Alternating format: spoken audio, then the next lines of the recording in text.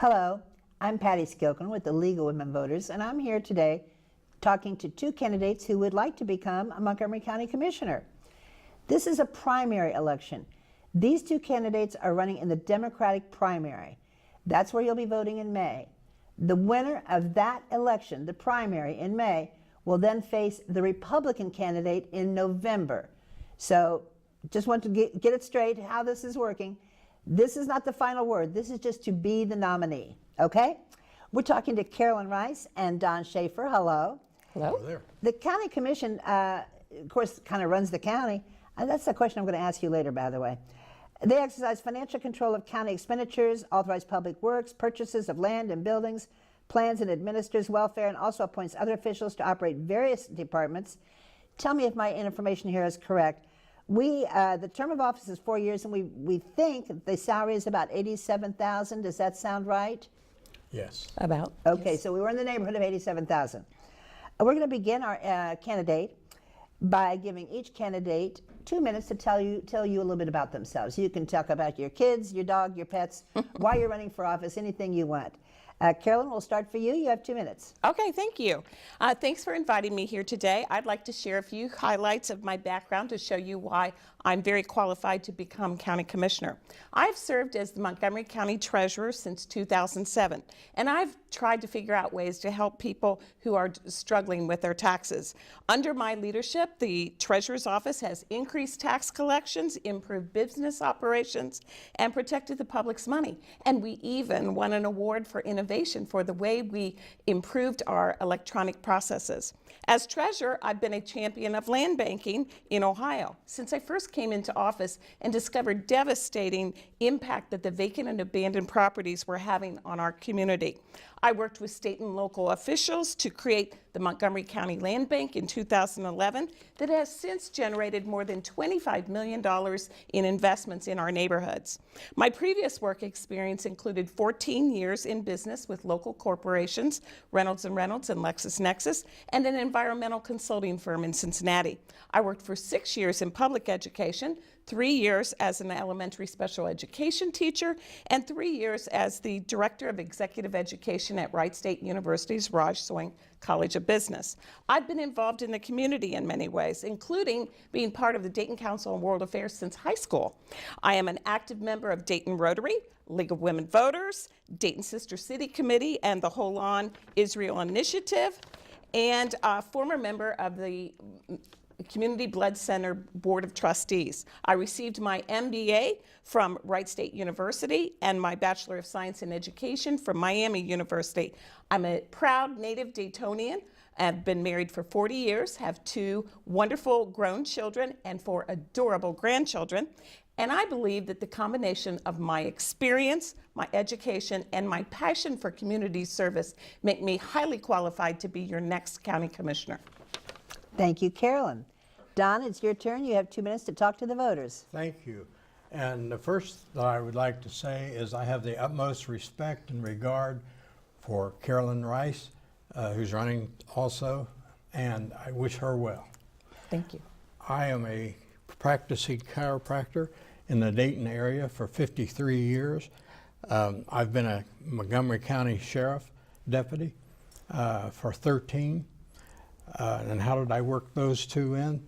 But it was difficult, and it was made my life. It was a total life experience, as well as this race is a total experience to come back to the public arena, because I did serve as councilman for the city of Clayton for 4 years, where we got into property management and zoning, all kinds of things that govern as a city government. So my goal here is to learn what is needed in this county, and then to proceed with the present county commissioners that I hold in the highest regard also. I was sitting on the council with one of these commissioners, and I love them dearly. My whole campaign is for peace and harmony. It's done strictly by social media. I accept no money from corporations, businesses, unions, NRA, or other personal individuals. I'm doing this on a website only. So I'm having a wonderful time. I love doing it, and I do want to help everyone in Montgomery County as I approach this election. Thank you, Don. I'm going to stick with you for the first question. You're going to have 2 minutes to answer it. The county is, I believe, currently operating with a deficit. Do you have any idea what caused the shortfall, and do you have any ideas on how to rectify the situation? Well, the deficit, probably, we've had to, the county has had to spend so much money on the opioid crisis. I think they sent several $1 million to Washington, D.C. to get involved in this class action lawsuit against pharmaceutical companies that are drowning communities with opioids and encouraging excessive use. And Attorney General DeWine is also heading that program. So I think that the deficit is basically those kind of expenditures that they were needed, but we didn't have the money to spend. Thank you, Don. Carolyn, same question. What do you think caused the deficit, and do you have any ideas to rectify the situation? Well, I know that the deficit was actually caused when the Medicaid managed care sales tax is going away. The county has been collecting that for a number of years. The federal government informed the state of Ohio that that was not an acceptable way to collect it anymore. And the state made some provisions over the last year to get us by. And this impacts all counties. It's not just Montgomery County. But now we're on our own. That $9 million gap is not coming back. So it's nothing that the county's done. It's not spending on the opioid crisis. It is just the removal of revenue that we've had in the past. The options that the county faces, there's actually been a business advisory group or a community advisory group meeting well over 6 months, talking about how all the various agencies, what are our challenges, and they're going to have our final meeting later this month. And really, if they they have a choice of raising the sales tax by 0.25%. If they do so, it will raise the money they need to fill the gap and then some. If they choose to not raise the sales tax, then there will have to be $9 million in budget cuts, and that would be no economic development, no youth works. I know it would bite into my office deeply. So they're very severe cuts. We've already absorbed more than $30 million in cuts from the state over the last 8 years, and we've eliminated 500 jobs. We're down to the bone. I wait, what they'll come up with as a recommendation. And that'll actually be enacted before we would even be on the ballot. Carolyn, I'm going to stick with you. Okay. And you've just touched on some of this stuff.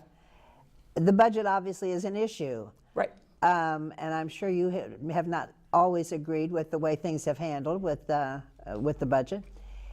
If you have to continue to cut programs, what would be your #1 choice to cut, and what would be the things that you wouldn't want to touch under any circumstances? Well, I honestly know that we are looking, if we face these cuts, for example, the justice system, which includes the sheriff, the courts, the prosecutor, all of those involved with the justice system would have to absorb $3 million, because the justice system in the general revenue fund, that's what we're talking about, is the general revenue fund.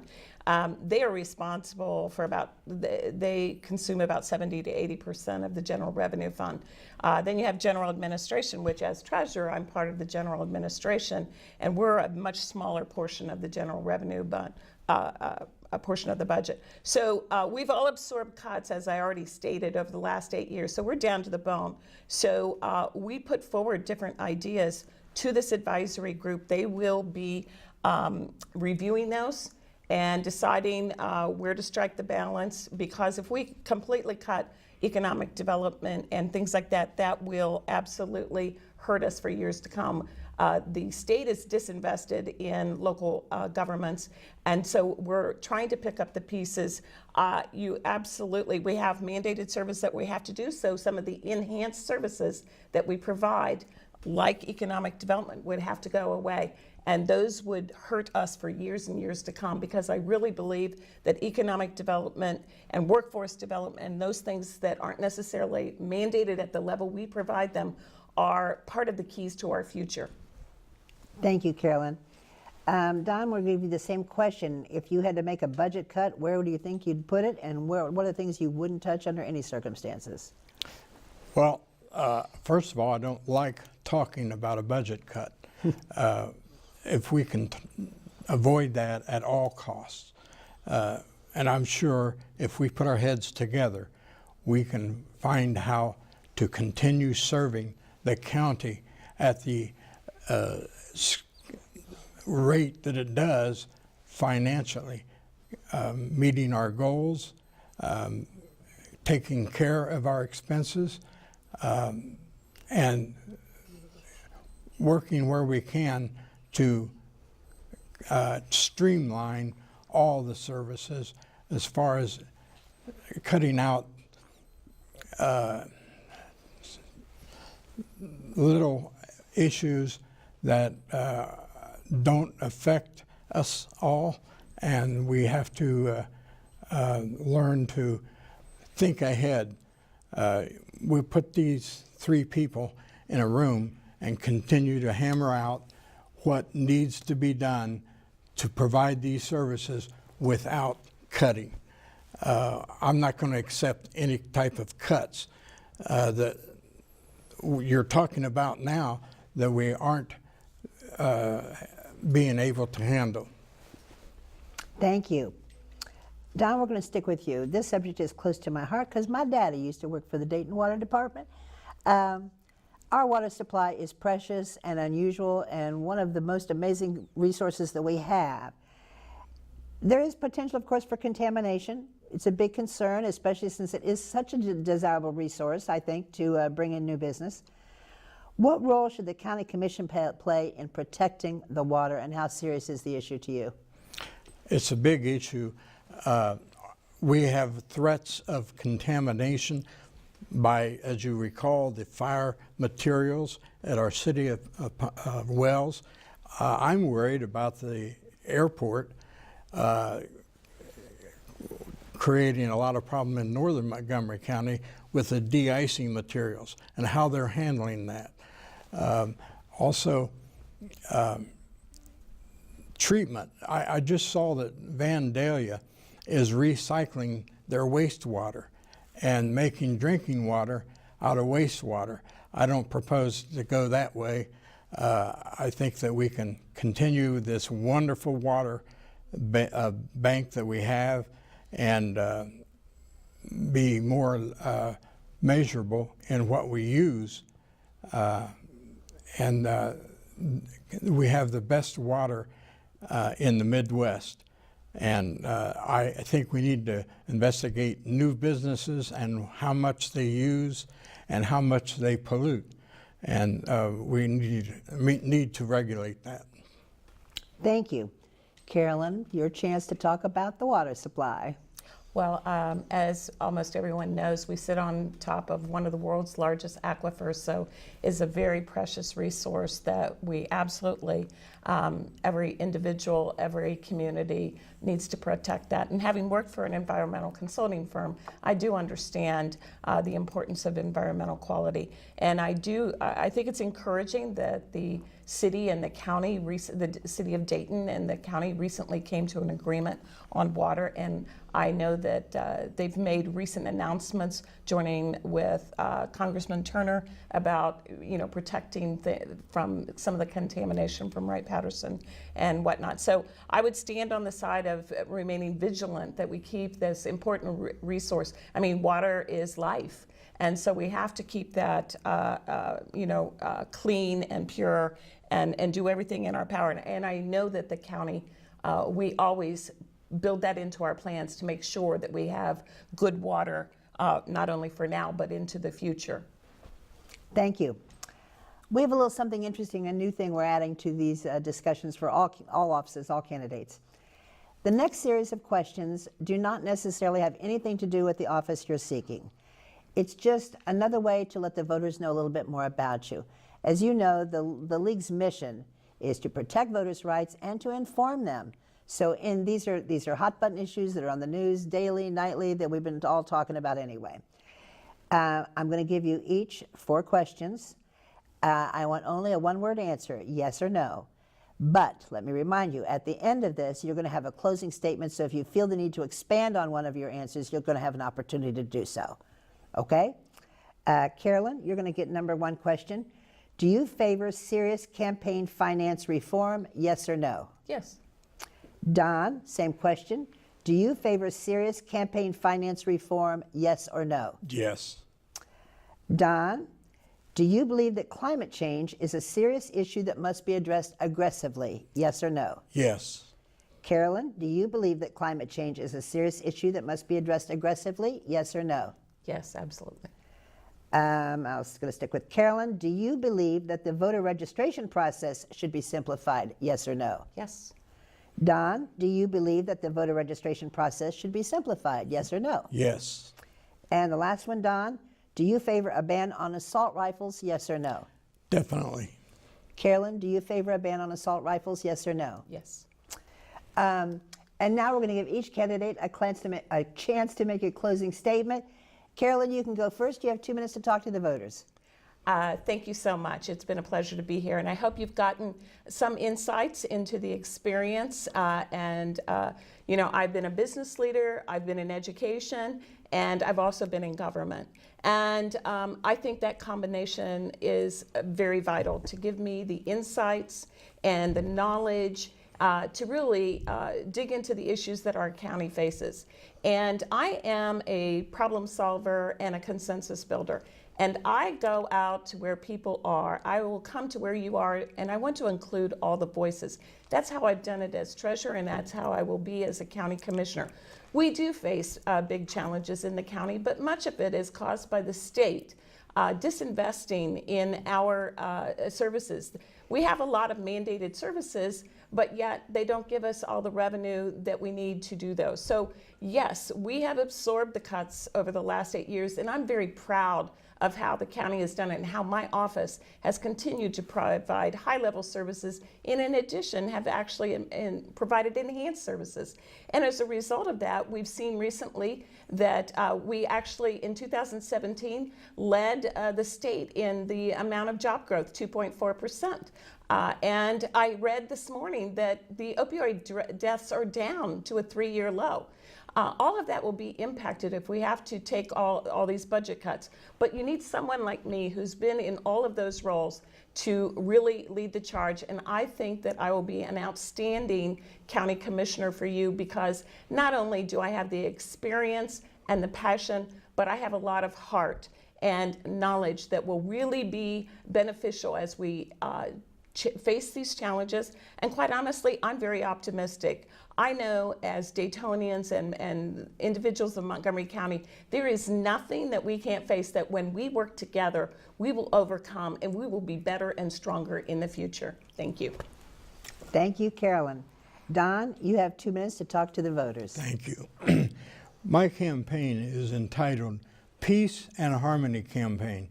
And I began this because of the last several years, as we look at our nation, we could also call it an age of rage, because there's so much division between the parties and the people. And my campaign, I want to bring people together. I want people to love each other, respect each other, have compassion for each other. And basically, that's more important to me than a successful project or something like that. I'd like people to look at each other in the eyes and say, I love you, and let's get together and let's solve this together in harmony and peace. And is that going to go? That's going to make it a success. I just feel that peace and harmony are needed so much today than ever before. I just looked up Jesse Ventura in Minnesota and some of the things that he did, because he was sort of like a Trump in his office. He ran things and vetoed things, and yet he didn't get reelected. But he did have some interesting concepts. I just want to respect everybody, just like I will respect our county treasurer as she runs, and I will support her if she wins. I hope I win, but I have had experience in city government, which is more like having the people come to us and solving more of these common problems for the county. Thank you. Thank you, Don. Thank you both for being here. Thank you. I wish you both good luck with your campaign. Remember, this election is a primary. The winner of this contest between Carolyn Rice and Don Schaffer will be the Democratic candidate in November for the general election. The Republicans will also have a primary to choose their candidate. This is the primary. This is where you get to decide who you want to be the Democratic candidate for the position. If you want to vote for the candidates, you're going to have to declare your party affiliation. You will either get a Republican ballot or a Democratic ballot. If you only want to vote for the issues, you don't need to do that. You will be given a separate ballot just to vote for the issues. With that, I want to tell you that the polls open at 6:30 and close at 7:30 on Tuesday, May 8th. You can start early voting at the Board of Elections April 10th. And I encourage you to vote, for crying out loud. It could never be more important than it is now. Thank you for watching, but I wanted, before I close, I have to do a little plug for the League of Women Voters. We are a nonpartisan organization. We never ever support or oppose a party or a candidate. We fight for voters' rights, and we try to help the voters stay part of the democratic process by giving them the information they need to cast their ballots. With that, I also want to thank all the wonderful volunteers at DATV who allow us to bring us these discussions. They volunteer their time, their expertise, their equipment, so that we can be here with you on television. With that, thank you and good night.